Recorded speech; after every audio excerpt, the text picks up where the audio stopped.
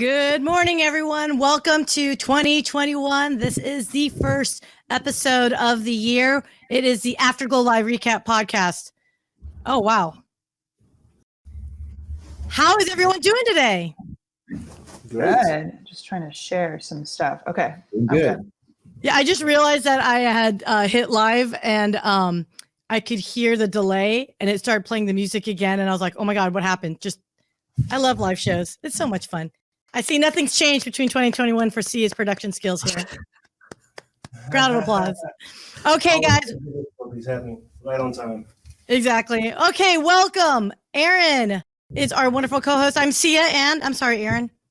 I'm Erin Gregor.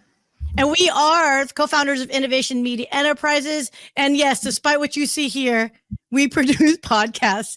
But I do want to clarify, I am the front of the house, and this is me having some fun. We do have sound engineers and editors and actual production folks. So don't want to diminish our brand because of my wonderful capabilities here. So yeah, so something just completely knocked our everything out over here. I can hear you fine. Can you hear us at all? No, interesting. Okay. So we're getting there. Yeah, we're getting there. Eventually, I'll be able to hear you how I want to hear you. But okay, yeah. well, Did you get back up over here? So I can see us and I can see you now. So we're all set. Can you hear us though? We can hear you. Oh, okay, perfect. There we go. Jonathan can't hear you, but I can hear you. Excellent. Okay, guys. I have to say, first off, welcome back and awesome to see you guys over the year. We've got Jonathan Anderson and Jonas Bull, who are premier GLO members, but they're also dabbing their toes into the wonderful world of podcasting and they just launched the Noonish podcast. Guys, welcome. Thank you. We're here on the set of Noonish, sponsored by the In Group International, which is CEO Jonathan Anderson.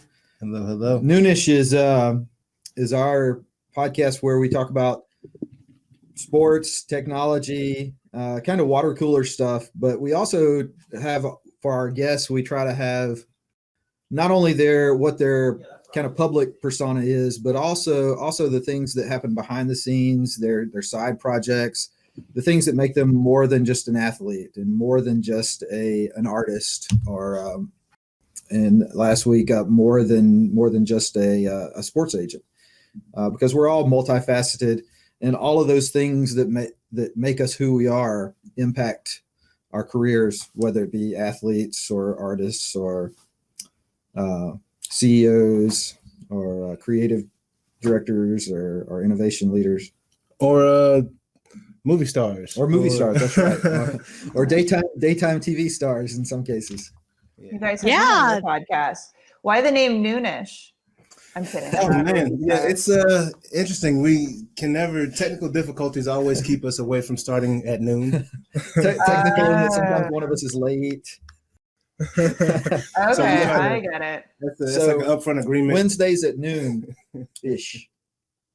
I like it. Yes. I love it. Well, hey, maybe we should start saying Afterglow-ish, Erin, because what is always Afterglow?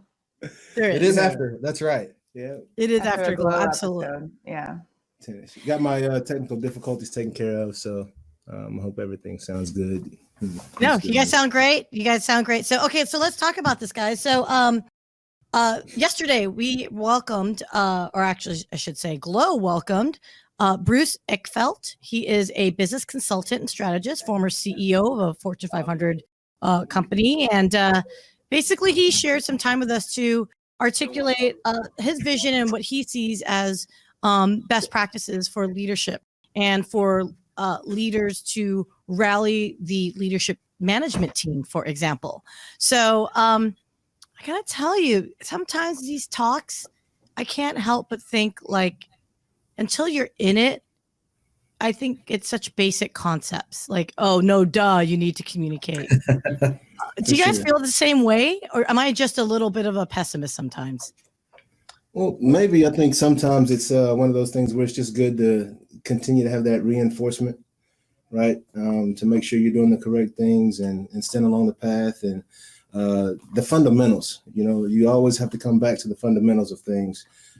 Even, years down the road, when you kind of find yourself lost a little bit, you can always go back to those fundamentals to keep carrying on and whatnot. So I think it's about intention too. I mean, just think about culture. Like, who would ever start a company thinking they want their employees to be miserable, right? Like, who would ever, I mean, maybe people do, but it's probably not the norm. However, if you're not intentional about it, it could very much happen, right? If you're not watching it, it could very much happen. Same with communication. You're not going to enter a company saying, I'm not going to talk to anybody. However, stuff starts happening, and sometimes it's easier to avoid than to talk, or sometimes, and if you're not being intentional about it, it's going to crumble underneath you. And you always have to understand those pillars of a business and really be intentional about them.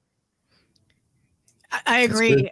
And what's so funny, I thought about him though, one of the comments he had made was, although he didn't say it directly, it's kind of what I inferred from it, is knowing as an executive leader to give parameters to your management team to execute on a goal, objective, whatever it is that they're marching towards, right? Their strategy.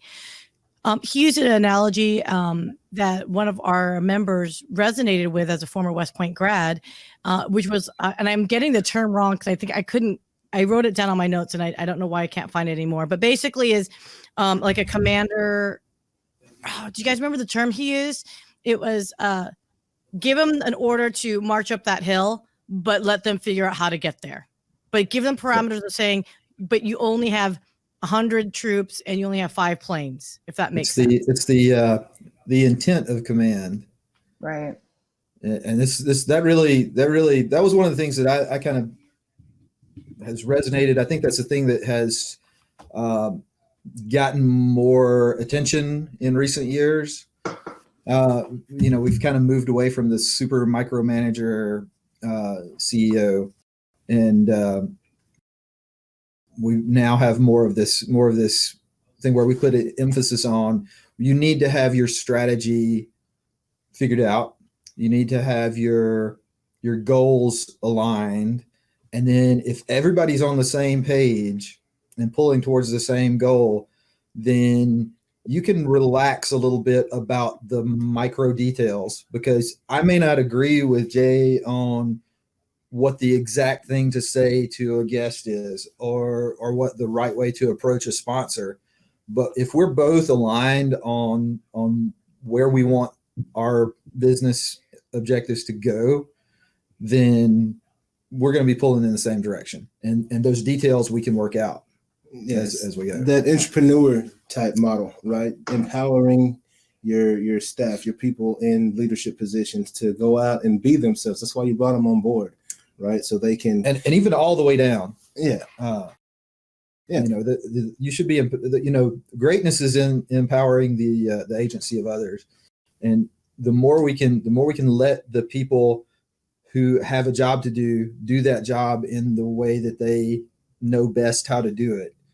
The more that we can have them aligned with our goals, so that we can trust them to do that, the better off we're all going to be. They're going to feel better about the job. We're going to feel better about trusting them with the job.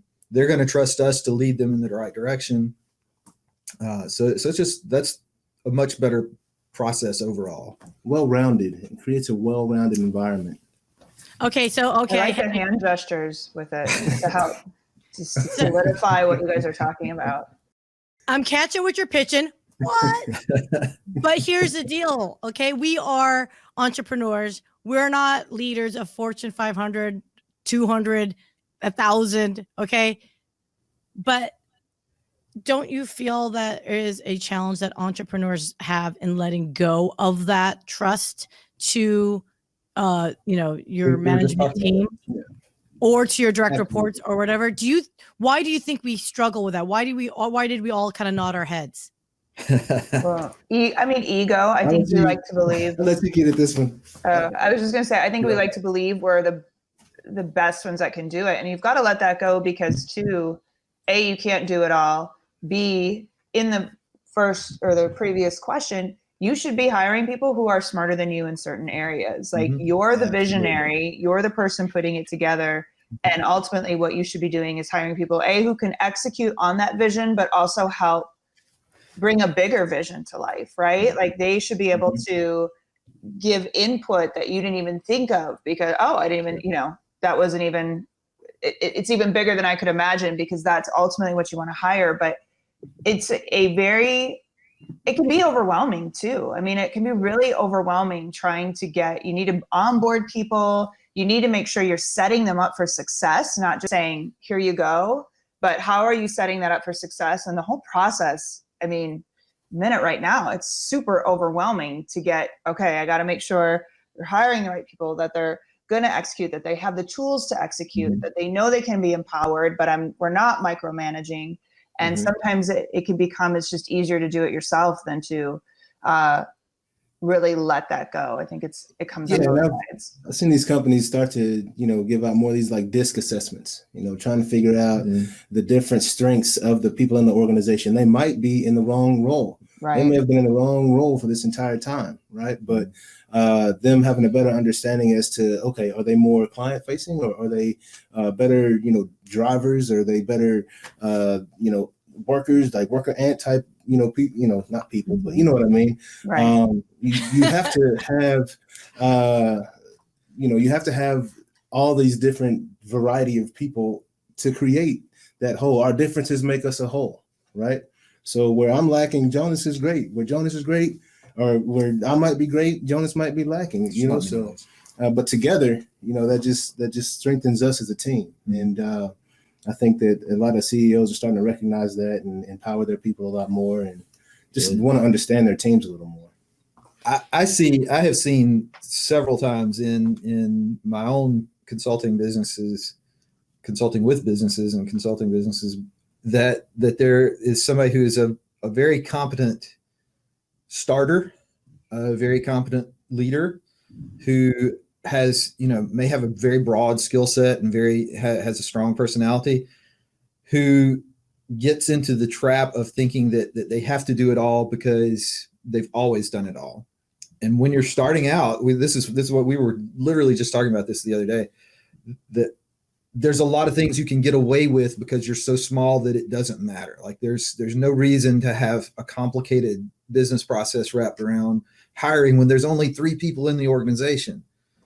But when it scales up to 300 people or 3,000 people or 30,000 people, you can't do it all. You're going to have to step back and let somebody else do some of the work. And there will be people who are, by the time you've scaled to that level, there will be people who are better than you, or you've been doing a bad job of hiring. One or the other. Well, and I'll tell you, there's nothing more glorious than when people are doing their job well and they're, delivering stuff, giving ideas to the table, and it's sometimes it's hard to get there, but when you get those right hires, and I don't think there's a more glorious feeling in the world, outside of like kids and stuff, but whatever. But when they can bring that to you, but you've got to get to that point, and it's hard to get there sometimes. And when you start getting there, it's like, oh my God, I don't have to worry about that. I know it's taken care of, and I don't have to worry about that. I know it's taken care of, and it's a beautiful place to be. Isn't that the funniest thing about, okay, it's not even simply just that task that person's responsible for. It's the peace of mind that I feel like is the weight that gets lifted off, right? Yes. The activity itself needed to get done, it just needed to get done regardless. But that mental well-being, I think, goes a long, long way. So let's talk about mental well-being then in that context. So, all work and no play, makes us all crazy people, right? So when you guys are leaders for your own organization, what really ultimately inspired you to do Noonish? Because I find most folks, when they want to launch a podcast, are all serious and I'm growing my business brand and I got to make sure that my personality looks clean and, as vanilla as possible, for lack of a better term. What propelled you to say, what, we're going to do Noonish. We're going to have some fun and we're going to have some whiskey while we do it. Yeah. We take it pretty seriously. Yeah. It's all serious over here. We don't play. You make it look so easy, guys. Make it look so easy. No, so I mean, Jonas and I have been working together for a while. We met a little over almost 2 years ago now, and we've just over time we've constantly, hey man, we should do a podcast. Just started out there, but never did it. Just having that conversation. 12 months rolled by. Hey man, we should do a podcast. Well, I was saying I want to do a podcast. You said you want to do a podcast. Yeah. I said we should do a podcast. Yeah. And and then Mark Clayton came along. Yes. And kind of put us on notice that like we need to put up or shut up. Yeah, exactly. So and so shout out to Mark who was not able to join us today, who's our other co-host. Yeah, it's 2/3 of the unit here today, right, man. So if not more. Mark has been an excellent addition. He is the perfect model of the type of guest that we want to bring on, right? He's got this successful career in football at the University of Oklahoma, then on to the Baltimore Ravens and St. Louis Rams, the Pro Bowl receiver. That's what people know him about. But coming onto the show now, I would call him an expert because he's extremely knowledgeable in digital currency. And in technology, period. He has a headphone company, and he just does. There's so many other sides to him that no one else would know unless you had that conversation with him. He's a smart dude. Don't let him fool you. Yeah, he's a very smart dude, and this is providing him a platform to be able to, show this other side, personally, and I say this all the time, when I played baseball, I got tired of being introduced as a baseball player. It's like, I'm not that, right? I can do so much more than just play baseball. So, we were, after coming on to Afterglow, this is for me. Y'all were my first podcast. And, we had been talking about doing something for a while. And after coming on to this, I was like, all right, we got to get on it. We got to get this thing started. And then Mark just kind of pushed it, and we popped up on a Wednesday and shocked everybody and said, hey, we're doing a podcast today. So I think we're going to do it around noonish, right? So, and this was back in September. And when we got started at the end of September, and I can't lie, I didn't think I'd enjoy it nearly as much as I do. And it's just fun, just getting to know different sides of people, and just every week it's a brand new, event, something to look forward to. So I love it.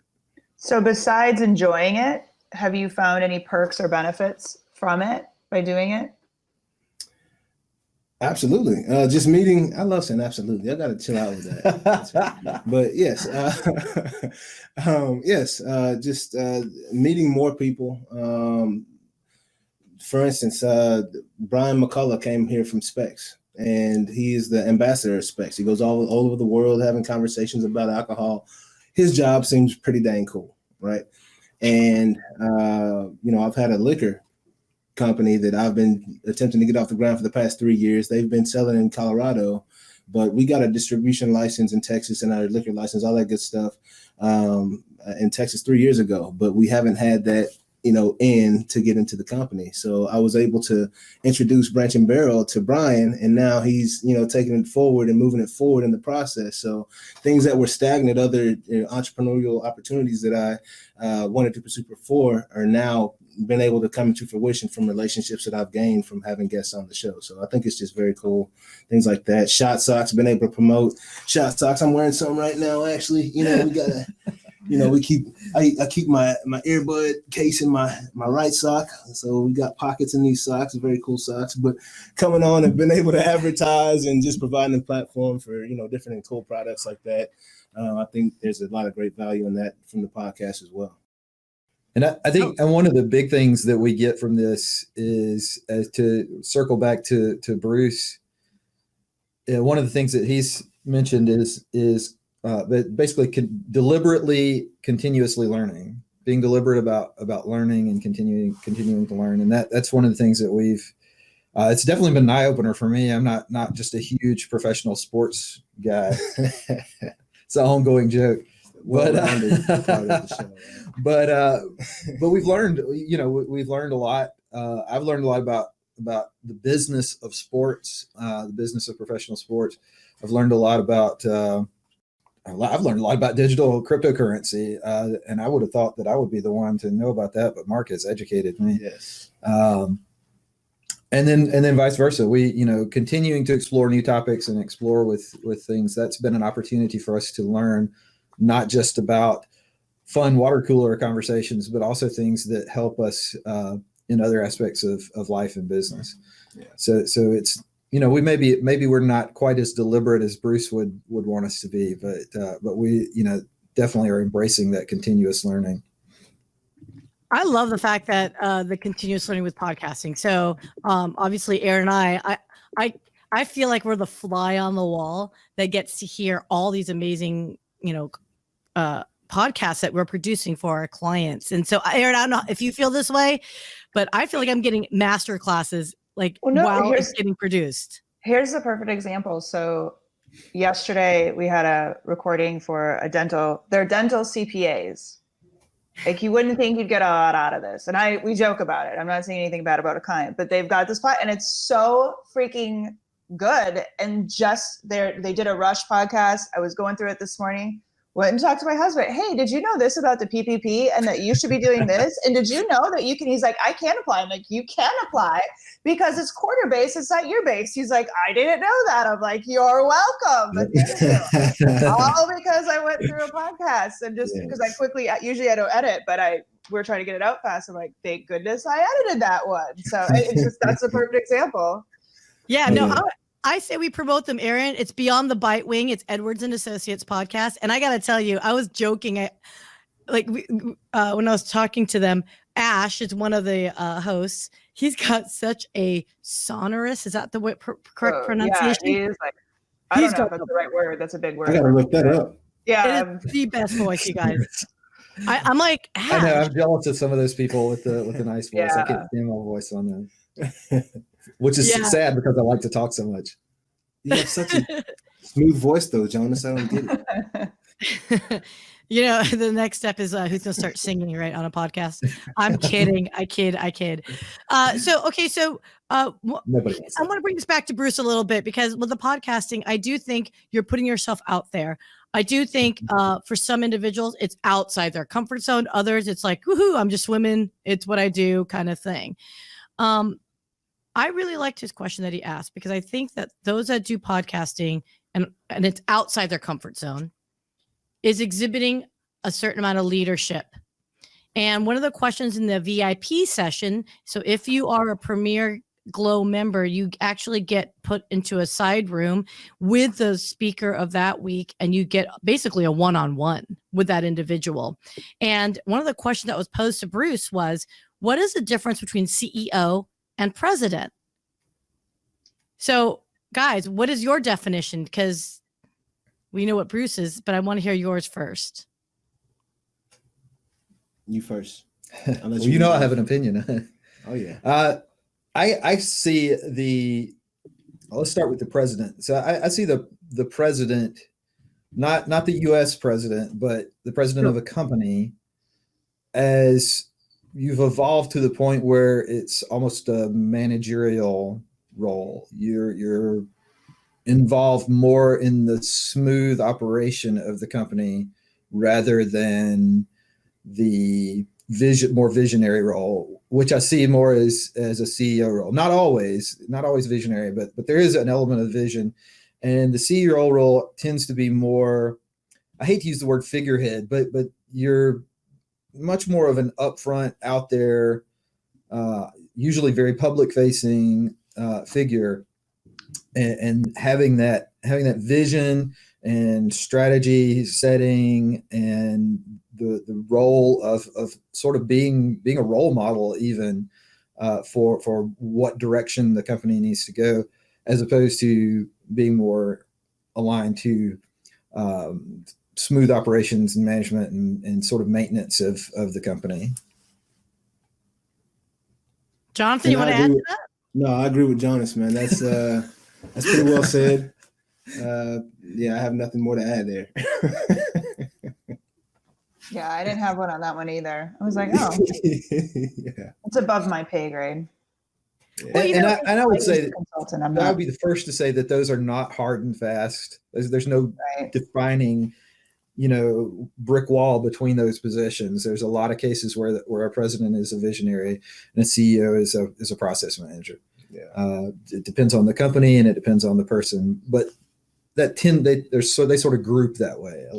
And I guess I will add a little bit. I guess as Jonas was saying, that president is more so the high level in all the executive meetings, kind of just taking in information versus the CEO that's still in the weeds, and not necessarily in the weeds, but he's in the team a little bit deeper, right? Yeah, and a little more of a visionary in making sure that everyone is staying along the path a little better, more so than the president just overseeing operations type deal. So that's interesting because Chris Matthew just mentioned that. So shout out, Chris, to you. Does one set vision and one execute that vision. Mm-hmm. And here's bring it back to us then, because as entrepreneurs, we're all in one, right? To some degree, and we're in partnerships. We're both in partnerships, right? So do you guys find yourself falling into certain roles? It's like one's more operational, or are we still like, how are you guys seeing it? Is everyone still kind of both, or are you starting to see, the roles start settling into each personality? Well, I thought yesterday, one of the things that and I think this was in the after session where that I was like, he's talking about me. I'm very much the person who has crazy ideas and just wants to keep moving on to the next crazy idea. I thought I wanted to be like the CEO. And that's something that I can do. And there's some aspects of the process of business that I can handle pretty well. Some I guess I'm actually kind of even good at, but having the crazy ideas and continually, pushing to the next thing, tends to be my place to play. And then, keeping us focused on, like, we have to do this. Yeah. These are some steps that have to be done for this business to be successful. Tends to be Jonathan's role, and I don't mean that in a process way necessarily or a boring way, but like in the sense of, okay, it's a great idea, but here's task at hand. On to the next thing. Yeah, how are we going to get this thing done? Yeah, right? And how are we going to get these things moving forward? So we make a pretty decent team. Yeah, and I find myself constantly calling Jonas, man, whether it's some type of sustainability project or whether it's the podcast or whatever it is. I'll get the word of the information of the project, and it's like, all right, Jonas, let's knock this thing out. So I feel that I'd like to be uncomfortable, and anything that challenges me, I'm willing to take it on. I'm brash enough to take it on, and Jonas is right there with me. Yeah. So, well, you had mentioned, Syya, the being in the discomfort zone, with specifically related to podcasting. But I mean, I think that's one of the most important things that you can do if you are a leader, as opposed to an administrator or a manager that's trying to just keep things on an even keel. But if you're trying to lead things, especially if you're trying to lead towards change, you better get comfortable with being uncomfortable, because you have to be pushing yourself into your discomfort zone all the time. Yeah. I on that note, I absolutely agree. And I think that's probably one of the most exciting parts of being an entrepreneur too, right? Is kind of like you're driving your own train. Bus. Yes. Limo bus. Right. Okay, guys, I can't believe it's 30 minutes up already. So if those want to get a hold of you, what's the best way to get a hold of you guys? Noonish.live or Noonish.co, either or. Excellent. And of course, LinkedIn. Oh, yeah. Noonish Live at LinkedIn, Instagram, Noonish_live, Facebook, Facebook/ Noonish Live. And you can find us on YouTube. Subscribe to our YouTube page via the links that we provided, Noonish.live. And Noonish.live will get you to all of it. Yes. It's so funny. How old school I am? Because I was thinking in LinkedIn, I was thinking of your actual personal profiles, not the Noonish. Isn't that crazy? Ugh. I dated myself. But so, Erin, any parting thoughts? No, so all of this was we're kicking off 2021 with with GLO, GLO. Head over to withglo.com to check out these events happening once again every Thursday. As Syya said, if you're a premium member, you get to get direct access to these speakers for the last 15 minutes of that hour. So definitely worth it. If networking and connecting with a group is on your goals or on your goal sheet for 2021, check out withglo.com, and we'd love to have you join the Dallas chapter. Yeah, if you're not participating in GLO, it's totally worth it. You're missing out. It's good stuff. Couldn't speak better than that. So next week, guys, so we're every Thursday, and if there's, I guess, any questions, by all means, hit up Erin and me. You can find us on LinkedIn, every social media platform out there. Any questions on podcasting, hit up Innovation Media Enterprises or hit up Erin and me. We're always posting. And guys, I think that wrapped it up for another episode of the Afterglow Live Recap podcast. Thank you so much for your time, Jonathan Anderson and Jonas Bull, the hosts of Noonish podcast, guys. Thanks so much. Bye. Thanks for having us.